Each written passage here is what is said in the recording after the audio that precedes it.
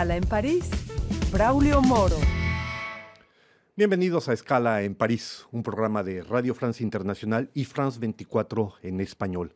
Hoy recibimos aquí en Escala en París a un diplomático de carrera, un hombre egresado de la Universidad de París 10 en Derecho Internacional, representante de su país ante diversos organismos de las Naciones Unidas y, sobre todo, desde enero del 2016, representante de México en Francia. Juan Manuel Gómez Robledo, embajador de México en Francia, bienvenido a Escala en París. Muchas gracias por recibirme, Braulio. Estoy encantado de estar aquí. Señor embajador, se cumple hoy un año de la llegada del presidente Donald Trump a la presidencia de los Estados Unidos.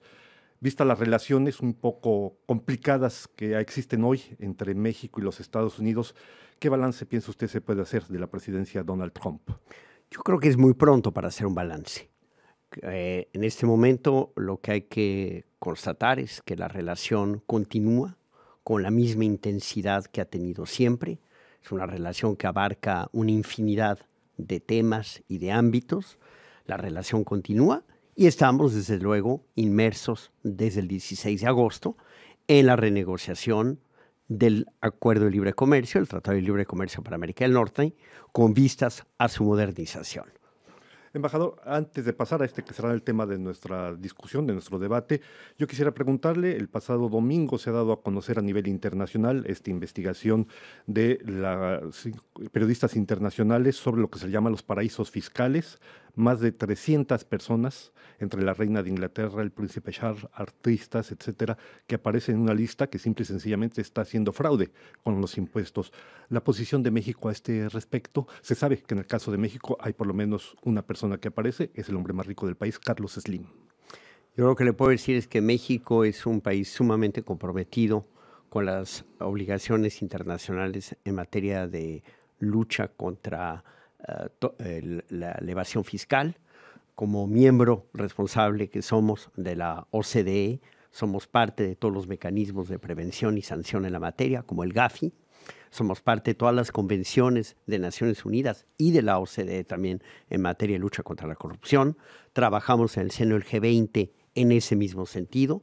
Para México no hay mayor, no hay espacio para fomentar la evasión fiscal. Y más cuando México ha dado grandes pasos para combatir internamente la evasión fiscal y ampliar el ámbito de las personas que deban pagar impuestos. Juan Manuel Gómez Robledo, usted lo decía, se han iniciado las renegociaciones del Tratado de Libre Comercio con Estados Unidos y Canadá. Yo recuerdo, en enero de 1994, México se convierte en el primer país de una economía, dijéramos, emergente o subdesarrollada, como se les conoce, en firmar un acuerdo junto con dos principales economías internacionales, Canadá y Estados Unidos. A 23 años de distancia, ¿qué balance de manera resumida, claro está, se puede hacer de este tratado? Fue un enorme éxito. Un éxito contundente. Usted recordará las dudas que había a la hora de la negociación de ese acuerdo, por las razones que acaba de exponer, por la relación asimétrica entre México y los otros dos futuros socios. Ha sido un éxito rotundo que ha generado prosperidad, ha generado riqueza, ha generado competitividad a los tres países. México pasó de ser una nación, en efecto, con altos índices de subdesarrollo a una nación que, sin haber eliminado todavía, por supuesto, la pobreza y la pobreza extrema, tiene hoy en día clases medias que crecen y se consolidan cada vez más. Y sin embargo, este tratado TLC o NAFTA, según se le quiera conocer, atravesó hoy su principal prueba, dijéramos, la prueba más difícil. Primero como candidato, después como presidente de los Estados Unidos, el señor Donald Trump, precisamente, se puede decir, ha bombardeado en permanencia el tratado. Y lo cito, dice, este fue el peor tratado firmado por los Estados Unidos. En efecto, pero estamos negociando desde el 16 de agosto. El día 15 de noviembre inicia la quinta ronda de negociación. Se han establecido algo como 26 grupos de trabajo para abordar los distintos temas. Hay una masa crítica de temas muy positivos y, por supuesto, estamos también, en particular desde la última ronda, la 4, abordando los temas más complicados, como ocurre en toda negociación, nos mantenemos optimistas, vamos a negociar el tiempo que sea necesario. Los 3 países ya anunciaron que muy probablemente nos iremos más allá del término de este año, y mientras que se negocia, se mantiene la posibilidad de alcanzar un acuerdo. Un acuerdo, desde luego, que debe ser un buen acuerdo para los 3 países. No se trata de que gane uno y pierdan 2, o ganen 2 y pierdan 1. Los 3 tenemos que ganar y encontrar un mejor tratado al final de la negociación. Es verdad que el ministro de Economía de México, el señor Ildefonso Guajardo, ha dicho y ha insistido mucho que este tiene que ser un tratado ganante, entre ganadores, vamos a decirlo así. Por supuesto. Ahora bien, los intercambios comerciales superan ya el $500 billion, 500,000 millones de dólares anuales. Son 31 estados de la Unión Americana que tienen como primer cliente a México, o segundo cliente, o tercer cliente. Es una gran cantidad de estados que dependen de eso. Pero México tiene más del 80% de su comercio con los Estados Unidos. ¿No es una gran fragilidad, una fuerte dependencia en esta negociación? Bueno, sin duda alguna es un aspecto que, a la luz de lo que ha ocurrido y a la luz del giro que ha tomado la política comercial de Estados Unidos, nos está obligando a mirar hacia otros continentes, algo que ya habíamos hecho en la medida en que México tiene otros 45 tratados de libre comercio, o está vinculado a 45 países más a través de tratados de libre comercio. Países. Uno de ellos fundamental es el que nos une a la Unión Europea. Entonces, hay en este momento un esfuerzo, no solo del gobierno, sino del sector privado, de la sociedad en general, por mirar hacia otros continentes y por diversificar nuestra economía. Y en ese aspecto, la negociación en curso actualmente en Bruselas para la modernización del acuerdo global con la Unión Europea adquiere también una prioridad muy grande.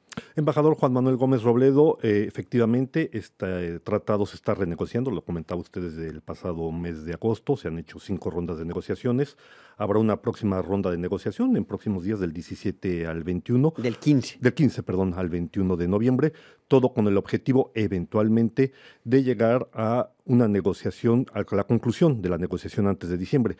Pero ha sido una negociación forzada por la parte de Estados Unidos. ¿Cómo siente usted esas negociaciones hoy en día, concretamente? ¿Cómo lo vive el gobierno mexicano estas negociaciones? Negociamos, como lo ha dicho el ministro de Economía y el ministro de Asuntos Extranjeros, con un equipo, primero que nada, que es uno de los mejores equipos de negociación que tiene el mundo. Hemos adquirido una gran experiencia en la materia. Nuestra participación en la Organización Mundial de Comercio también nos ha dado esa fortaleza. Negociamos poniendo siempre por delante nuestros intereses, es decir, el interés de México y de los mexicanos.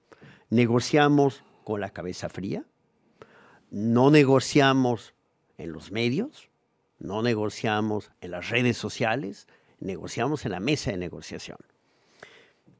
Hay momentos de mayor optimismo que otros, nada está descartado, y como lo ha dicho el gobierno mexicano, incluso la posibilidad de que haya un día siguiente sin el Tratado de Libre Comercio es una posibilidad a la cual nos estamos preparando.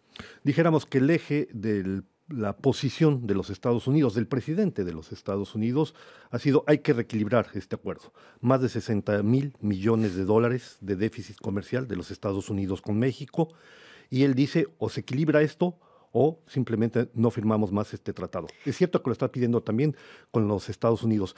¿Cómo enfrentar esta situación? ¿Cómo equilibrar precisamente esa situación? Ese es uno de los temas más álgidos y tiene que ver con las reglas de origen que afectan sobre todo al sector automotriz.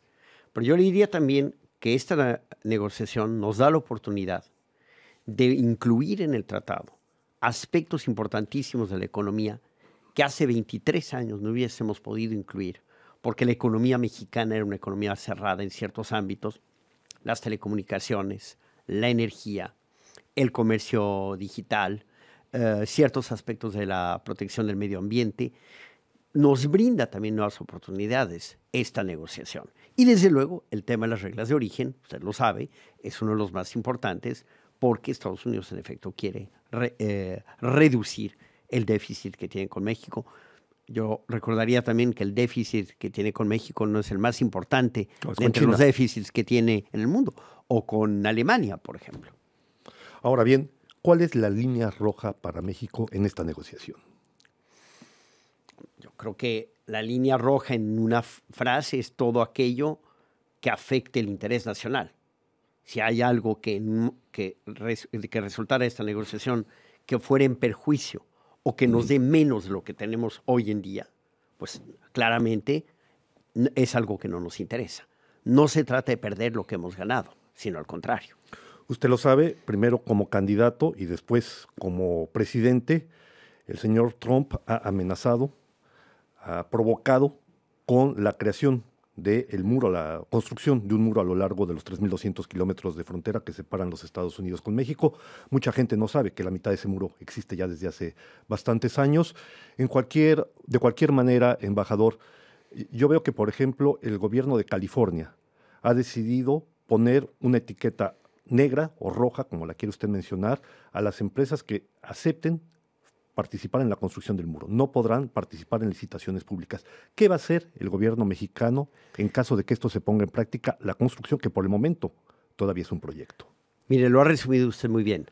Y creo que lo único que yo añadiría es que el tema del muro no es un asunto que estemos tratando en la relación bilateral.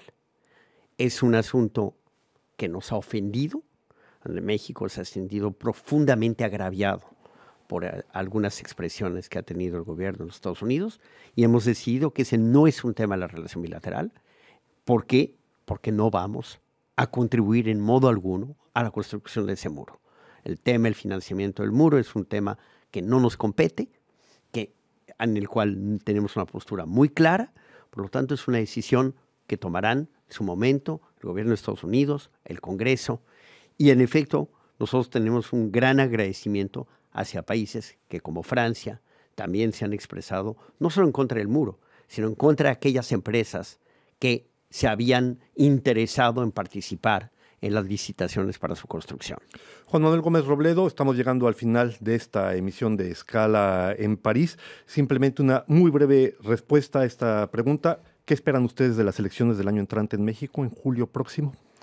Pues una elecciones que lleven a cabo de manera democrática, como ha sido el caso ya desde hace ya muchos años en México, en donde la decisión de los ciudadanos será plenamente respetada, y nada más, elecciones libres, transparentes, democráticas. Muchas gracias. Pues estamos llegando ya al final de esta escala en París. No nos queda sino agradecerle al embajador de México, Juan Manuel Gómez Robledo, su presencia en esta escala en París. Y a ustedes, estimado público, darles las gracias e invitarles a una próxima emisión en Escala en París. Hasta muy pronto.